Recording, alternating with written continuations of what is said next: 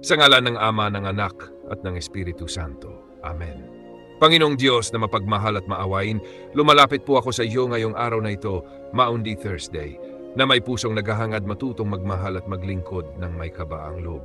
Salamat po sa buhay at sa iyong walang hanggang pagmamahal sa akin.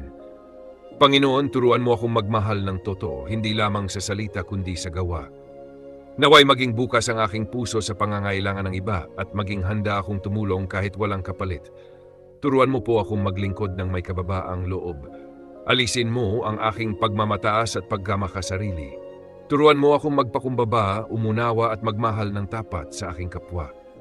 Sa bawat araw, ipaalala mo sa akin na ang tunay na pagmamahal ay makikita sa maliliit na bagay, sa pagtulong, sa pakikinig at sa pag-unawa. Naway maging instrumento ako ng iyong kabutihan sa lahat ng pagkakataon. Kapag ako ay napapagod, bigyan mo ako ng lakas. Kapag ako ay nanghihina, palakasin mo ang aking loob upang magpatuloy sa paggawa ng mabuti.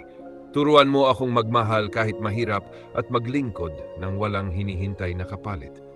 Panginoon, sa bawat salita ko naway may kabaitan, sa bawat kilos ko naway may malasakit, at sa bawat desisyon ko naway ikaw ang aking gabay. Turuan mo akong magmahal at maglingkod hindi para sa sarili, kundi para sa iyo at sa aking kapwa.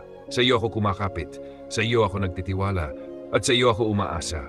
Sa ngalan ng Ama, ng Anak, at ng Espiritu Santo. Amen.